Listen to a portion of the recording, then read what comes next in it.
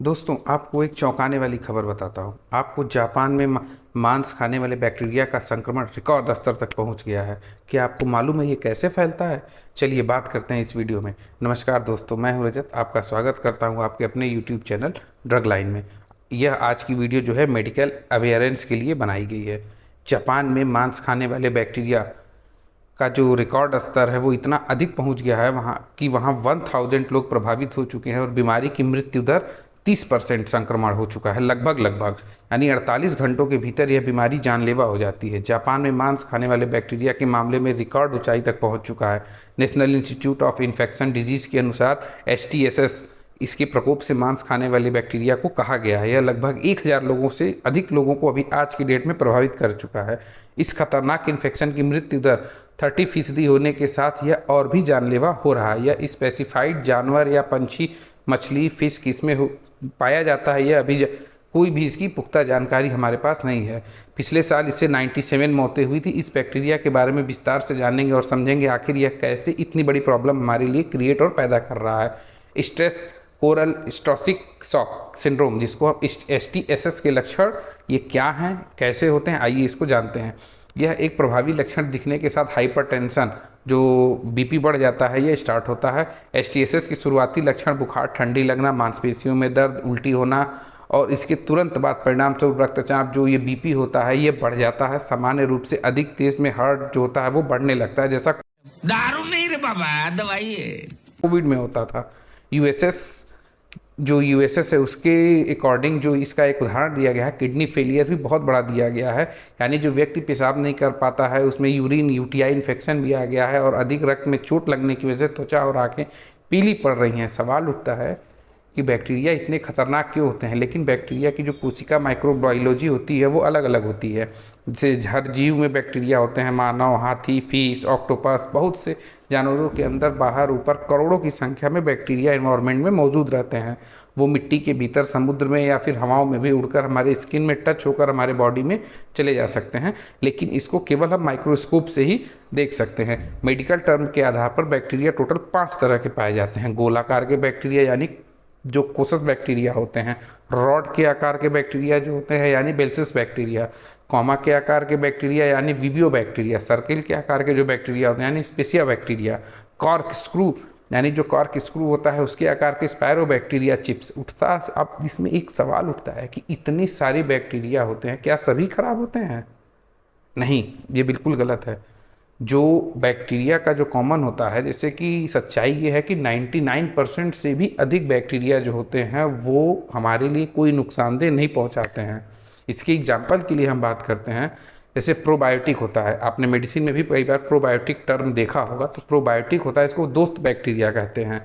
ये मानव शरीर में जो खाकर जो अंतर पाचन तंत्र होता है, जो हमारा भोजन होता है, उसको पचाने में बहुत अच्छे से काम करता है और प्राकृतिक संतुलन को बहाल करता है, आहार को पूरा करता है। जैसे दही में मिलता है, मौजूद होता है बैक्टीरिया, कई ऐसे फूड होते हैं उसमें भी मिलता है। लेकिन ये प्रोबायोटिक हानिकारक बैक्टीरिया को खा भी जाता है, जिसे हमारे बॉडी के अंदर जो डाइजेशन सिस्टम होता है वो अच्छे से करता है परफॉर्म। इसके साथ साथ एक लैक्टिक एसिड के भी नाम से इसको जाना जाता है, वो दूसरे काइंड का होता है। सिर्फ 1% बैक्टीरिया होते हैं जो बीमारी देते हैं और हमारे शरीर के लिए काफ़ी नुकसानदेह होते हैं और डाइजेशन संबंधी प्रॉब्लम क्रिएट करते हैं। कभी स्किन में भी प्रॉब्लम ला देते हैं, एलर्जी ला देते हैं। ये सारे प्रॉब्लम सिर्फ 1% बैक्टीरिया ही करते हैं। उसमें से जो अभी ये जापान में पाया गया है HTSS, ये उसका भी एक कारण हो सकता है। आप इमेज में देख सकते हैं किस तरीके की प्रॉब्लमें आ रही हैं। तो फिर मांस खाने वाले बैक्टीरिया क्या हैं, इनके बारे में भी हमें जानना होगा। तो जो मांस खाने वाले बैक्टीरिया का नाम है, इसको नोक्रिटिक कहते हैं। यानी इसका जो वैज्ञानिक नाम है, जो त्वचा के रास्ते हमारी बॉडी में इजेक्ट कर जाता है, इंसानी सेल्स में घुस के इसके टिश्यू को खाने लगता है। यानी कोशिका और ऊतक होता है जो शरीर, उसमें घुसने के साथ यह बैक्टीरिया काफ़ी तेज़ी से अपनी संख्या को बढ़ाने लगते हैं, यानी रिप्रोड्यूस करने लगते हैं। सबसे पहले ये जो होता है आपके ब्लड सेल्स को खाते हैं। ब्लड सेल्स को खाने के बाद जब उनको और कुछ लेना होता है बॉडी से, तो फिर ये उसके जो हमारे बॉडी का जो सबसे बढ़िया पार्ट होता है लंग, फेफड़ा, वहाँ तक पहुँचने के लिए ये कोशिश करते हैं और पहुँच के काफ़ी हद तक हमारे सांस वाले ऑर्गन्स को ख़राब करते हैं, जिससे हमें सांस लेने में प्रॉब्लम होता है, जिसकी वजह से व्यक्ति 1 हफ्ते के अंदर दम तोड़ने लगता है। एक्सपर्ट का ऐसा मानना है कि जो मांस खाने वाले बैक्टीरिया होते हैं, इनका संक्रमण 2 से 3 दिन के अंदर एकदम से मरीज का जो ब्रीदिंग लेवल है वो डाउन होने लगता है, इन्फेक्शन फैलने लगता है। और जो ये HTSS सिंड्रोम है, ये एक इतना घातक बैक्टीरियल इन्फेक्शन है कि ये हमारे ब्लड प्रेशर को भी अप एंड डाउन कर देता है, जिसकी वजह से हमारा BP भी बढ़ जाता है, जिसकी वजह से सडन डेथ होने की प्रोबेबिलिटी बढ़ जाती है। एक रेयर हेल्थ कंडीशन में जो ये ग्रुप जो HTSS बैक्टीरिया का होता है, ये बैक्टीरिया टॉक्सिक मटेरियल छोड़ते हैं जो ब्लड के स्ट्रीम में मिल जाता है और बॉडी ऑर्गन को नुकसान पहुंचाने लगता है। यह बैक्टीरिया हमारे मांस को ही खाते हैं, हार्ट, लीवर जैसे किडनी, यानी जो इंटरनल ऑर्गन्स हो गए, बड़ी आंत, छोटी आंत भी कई चीज़ें हो गई, इनको यह खाने लगते हैं। और इसके साथ मरीज को तेज बुखार, मांसपेशियों में दर्द, उल्टी जैसे लक्षण भी दिखने स्टार्ट हो जाते हैं। यानी मल्टीपल टाइप के हमें प्रॉब्लम दिखने लगते हैं, जिसकी वजह से हमारी जान को और ज़्यादा खतरा हो जाता है। इससे मरीज का जो ब्लड प्रेशर होता है, सबसे मैं बार बार यही कह रहा हूँ, जो ब्लड प्रेशर होता है वो ब्लड प्रेशर मेंटेन नहीं हो पाता, जिसके कारण और भी ऑर्गन फेलियर होने के कंडीशन बहुत अधिक बढ़ जाते हैं। HTSS किसी भी उम्र के लोगों को हो सकता है, ज़रूरी नहीं है कि एजेड लोगों को ही हो। बूढ़े लोगों में ज़्यादा खतरा होता है, इसलिए क्योंकि उनकी जो इम्यूनिटी सिस्टम होती है थोड़ी लो हो जाती है, क्योंकि वो विटामिन का सेवन नहीं करते हैं और भी कई चीज़ें होती हैं जिसकी वजह से उनके लिए ये जानलेवा हो जाता है। लक्षण पहचानने के लिए, अगर आपने ये लक्षण पहचान ले, जो भी सारी चीज़ें मैंने बताया हूँ, अगर ये आपको दिख जाता है तो आप तुरंत डॉक्टर से इसको सलाह करें और BP प्रेशर मेजर कराएं, क्योंकि अभी इंडिया में आया नहीं है, हो सकता हो इसके केस आ गए हों। अगर किसी व्यक्ति में HTSS के संकेत मिलते हैं तो उसे तुरंत आप अस्पताल में यानी हॉस्पिटल में भर्ती कराएं। शॉर्क ऑर्गन फेलियर होने की वजह से उसकी डेथ भी हो सकती है, लेकिन इसका इलाज हैवी एंटीबायोटिक है, ठीक है। इसकी एंटीबायोटिक पर अभी काम चल रहा है, रिसर्च चल रहा है, कोई पर्टिकुलर एंटीबायोटिक अभी इसकी लॉन्च नहीं हुई है। कई लोगों को ऐसा देखा गया है कि जिनको ये HTSS हुआ है, उनके जो सर्जरी से उनकी ऑर्गन्स को हटाया गया तो वो भी काफ़ी मात्रा में डैमेज हुए।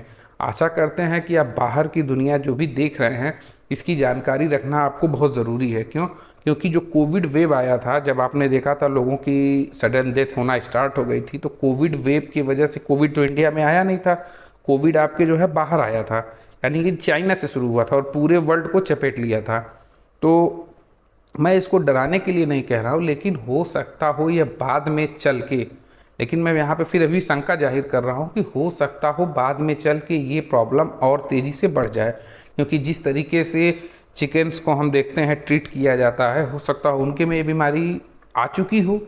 हमारा इम्यूनिटी सिस्टम, हमारे पूरे इंडिया में लगभग डबल वैक्सीन, ट्रिपल वैक्सीन लोग हो चुके हैं, तो उनको यह बीमारी न लग रही हो, लेकिन बाद में ये भी म्यूटेट करता है। बैक्टीरिया, वायरस दोनों अब धीरे धीरे अपने आप को म्यूटेट करके एंटीबायोटिक्स के असर को ख़त्म करना स्टार्ट कर चुके हैं। तो इसलिए मेरा आपसे रिक्वेस्ट है कि जो मीट, मांस और जो भी ये जंक फूड इससे बनाए जा रहे हैं, कृपया इसको संभाल कर आप इसका सेवन करें।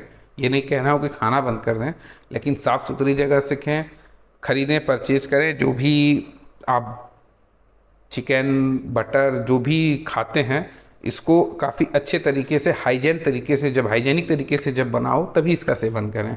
अदरवाइज ये जापान में आ चुका है, जापान से, वो भी एशियन कंट्री है, आने में ज़्यादा टाइम नहीं लगेगा, क्योंकि फ़्लाइट्स टेक ओवर करती रहती हैं। बैक्टीरिया है, बैक्टीरिया अगर एक बैक्टीरिया भी किसी के बॉडी में अगर रिजेक्ट हो गया और हॉस्पिटलाइज हो गया, तो वहाँ से वो फैलते फैलते काफ़ी तेज़ी से फैल जाएगा। तो ये वीडियो एक मेडिकल अवेयरनेस के लिए बनाई गई थी। अगर आपको अच्छा लगता है तो कृपया लाइक, शेयर और सब्सक्राइब करें। चलिए मिलते हैं कल नेक्स्ट वीडियो में। नमस्कार। तेरा तो गेम बजाना पड़ेगा।